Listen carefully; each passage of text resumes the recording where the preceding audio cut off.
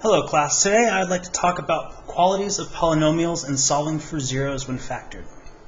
So the qualities of polynomials, here we have a polynomial, f of x equals 4x cubed plus 2x squared minus 3x plus 10, and we want to identify what is the degree, what is the leading term, what is the leading coefficient, what is the constant term, and what is the end behavior, which we'll talk about end behavior in a minute.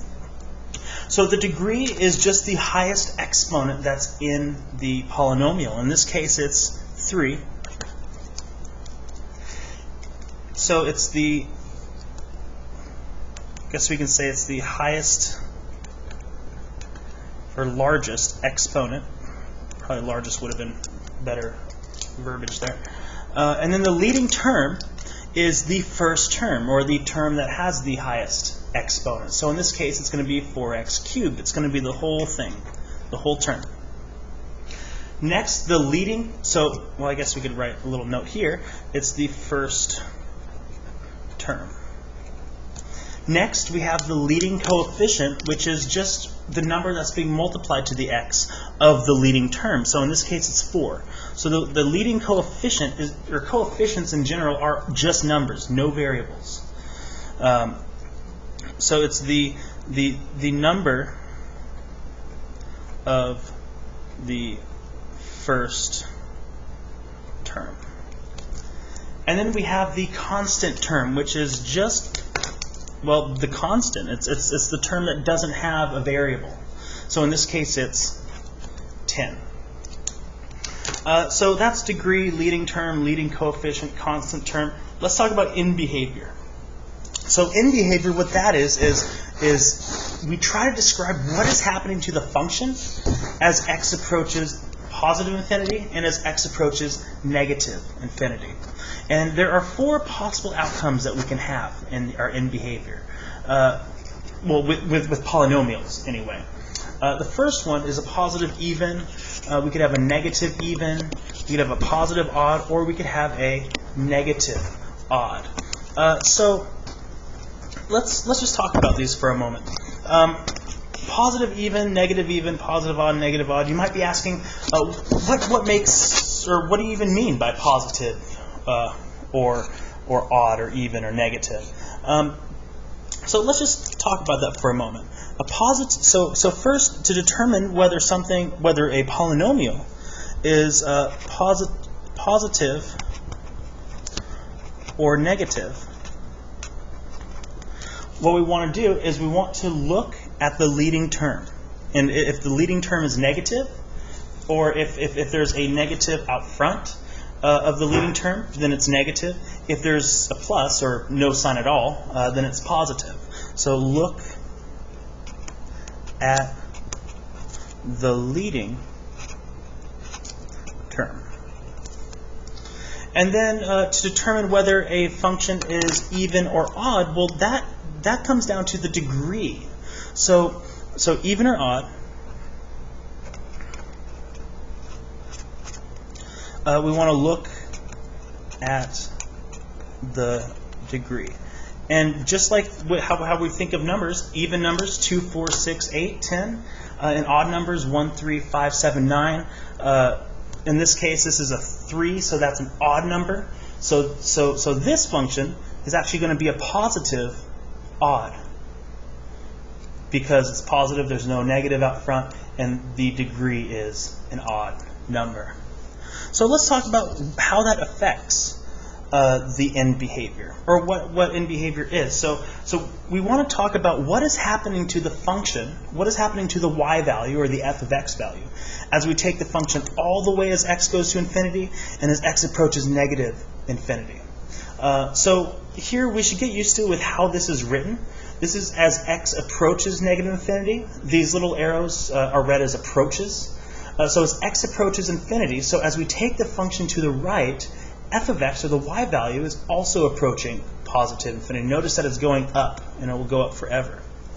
Likewise, with a positive even, as x approaches negative infinity, so as we take it to the left, the f of x, or the y value, is also approaching positive infinity. With a negative even, as x approaches infinity. So as we take it to the right, f of x approaches negative infinity. It's going down towards infinity. And as x approaches negative infinity, as we take it to the left, f of x approaches negative infinity. So notice on all of these in behaviors, we need to have two statements. We have to have a statement, what is happening as we take x to the right towards infinity, and what happens to x as we take it to the left towards negative infinity. So in behavior will always be those two statements. And notice with with evens, both the ends go in the same direction. With positive, they both go up, and with negative, they both go down. Meanwhile, with odds, notice that they go in different directions. In a positive odd, as x approaches infinity, as we take it to the right, f of x approaches infinity. And as x approaches negative infinity, as we take it to the left, f of x approaches negative infinity. So a positive odd, whatever x is doing, f of x is doing as well. And then looking at negative odd, it's just swapped. So as x approaches infinity, as we take this thing to the right, f of x is approaching negative infinity. It's going down. And as x approaches negative infinity, so as we take it to the left, towards forever, right? If you can think of that as a concept, f of x is approaching positive infinity towards that direction forever. So I would recommend writing this down. Well, I recommend writing all of this down because they're notes, right? But I would specifically recommend ingraining this into your brain, just kind of knowing these four outcomes, because these are the only four possible outcomes of polynomials in behavior. Positive even, both go up. Negative even, both go down. Positive odd, right goes up, left goes down. Negative odd, right goes down, left goes up. So let's shift our focus to a couple examples here. And let's see. In this example, f of x equals 3x cubed minus 4x squared plus x minus 7. And again, we want to determine what is the degree, what is the leading term, what is the leading coefficient, and what is the constant term. And then finally, we need to make those two statements about in behavior. So the degree is just the highest exponent, if we remember. So in this case, it's 3. The leading term here is the whole first term. So that's going to be 3x cubed. Leading coefficient is just the number that is being multiplied to the leading coefficient. So in this case, it's 3. It's this one right here. And then the constant term is the term that has no x value. It's just a constant. So that's going to be negative 7. Notice that if there's a negative in front, we must include the negative in front for actually all of these. Okay, so now on to in behavior. So notice with the in behavior, this first part of these two statements are always going to be the same. As x approaches infinity, f of x approaches something. And as x approaches negative infinity, remember we need both, f of x approaches something. So it's either going to be positive or negative infinity for these. So first, let's classify this polynomial here. Is it even or odd? Is it positive or negative? So notice that there's no negative on the leading term. So that means it's a positive. And then to find whether it's even or odd, we want to look at the degree. And the degree, 3 is an odd number, so it's a positive odd. Which if we were to look back on our notes here, a positive odd means as x approaches infinity, f of x approaches infinity. And as x approaches negative infinity, f of x approaches negative infinity. So we'll want to write that. Infinity and negative infinity. Next, let's look at this example here. F of x equals negative x squared minus 3x plus 14. So the degree in this case is going to be 2. It's the highest exponent. The leading term is going to be negative x squared. It's the whole term of the highest exponent term. So it's negative x squared. And then the leading coefficient. Notice that there's no number here this time. Well, we have to remember what number is there if it's not written. It's a 1, and in this case, it's negative, so our leading coefficient is going to be negative 1. And the constant term is the term without the x. That's going to be 14. Now, to talk about in behavior, we need to classify this as a positive or negative, even or odd. So this is going to be a negative exponent, because notice there's a negative function, because notice there's a negative out front of the leading term right there as well. That's the leading term. So it's going to be a negative. And then our leading coefficient, or our degree, the exponent of the leading coefficient, is an even number. So it's going to be a negative even. So looking back, negative even, both go down. So as x approaches infinity, f of x approaches negative infinity. And as x approaches negative infinity, as we go to the left, f of x approaches negative infinity. So we need to express both of those right there. So that's what I have for qualities of polynomials. Let's shift our focus to solving for zeros when polynomials are factored. So when a polynomial is factored, we can set each factor equal to 0 and solve for each x in order to find its zeros, roots, or x-intercepts. So let's remember that roots, zeros, and x-intercepts, those are all the same thing. Those words can be used interchangeably. And remember x-intercepts, they're just where a function crosses the x-axis. So something like this, if we have a function like that, the x-intercepts are right here, and right here. So in this case, this has 3 x-intercepts. So as I said, in order to solve, or in order to find the x values, we need to set each factor equal to 0. So recall what a factor is. A factor is just a number, or an expression that is strictly connected by multiplication. So it's only connected by multiplication to other things. So in this case, 4 is a factor. Notice that it is connected only by multiplication to everything else. So we're going to set each factor equal to 0. So 4 equals 0. And then this x minus 3 is another factor. So x minus 3 equals 0. And then notice this last factor is squared. And what a square does is it really means you're multiplying it by itself, right? Which when we're talking about factors, that means there are 2 of them. For instance, like x plus 5 squared is really, if we wanted to expand it, it'd be x plus 5 times x plus 5.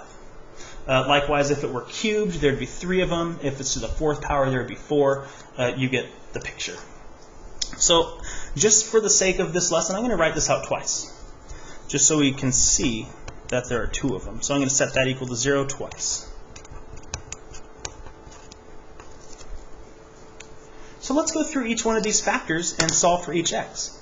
Now notice on the first factor, there is no x, and there's no variable. And notice this statement, what it's saying. It says x, or 4 is equal to 0. Is that ever a true statement? No, 4 is never equal to 0. So when there's no x, we can just cross it out. There's technically, there's really nothing to solve for. So we want to really focus on just our factors with x's in them. So moving on to the next. Here we can add 3 to both sides. So x is equal to positive 3. That is 1, 0. And then here, we can subtract 4 from both of these. I'll do them at the same time.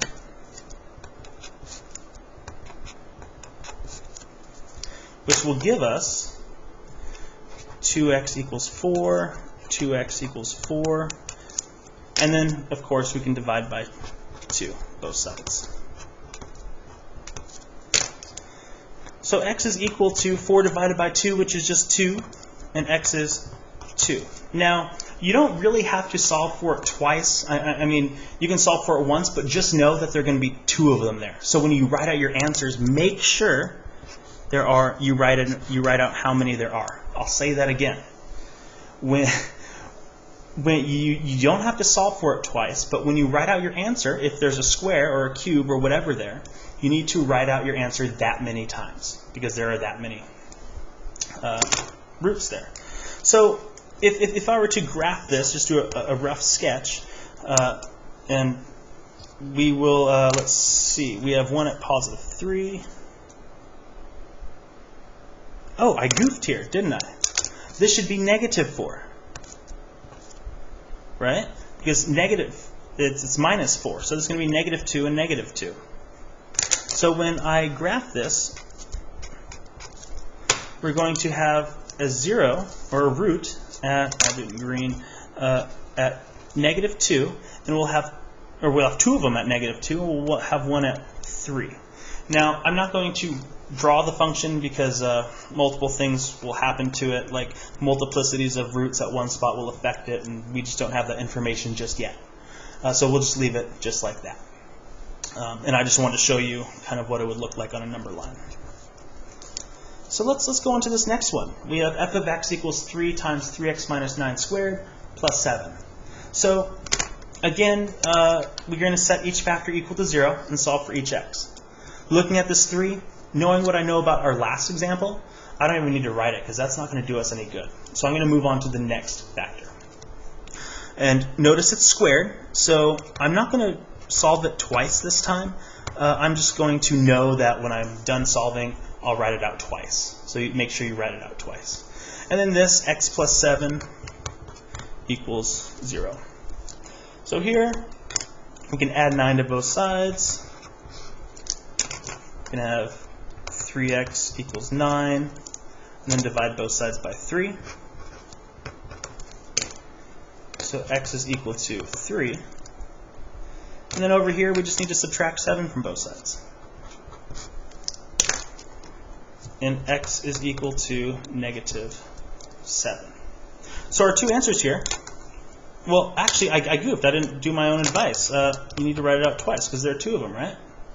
So we have 1 at x equals 3, or we have 2 of them at x equals 3, and 1 of them at x equals negative 7. So again, if I were to just kind of draw this, and you guys don't have to do this every time until later, we will, once we have more information. But 3, 4, 5, 6, 7, 1, 2, 3. So this we would have 1 of them at negative 7 and 2 of them at positive 3. So that's solving for zeros when we have a factored polynomial. So that's all I have for y'all. Yeah, have a good day.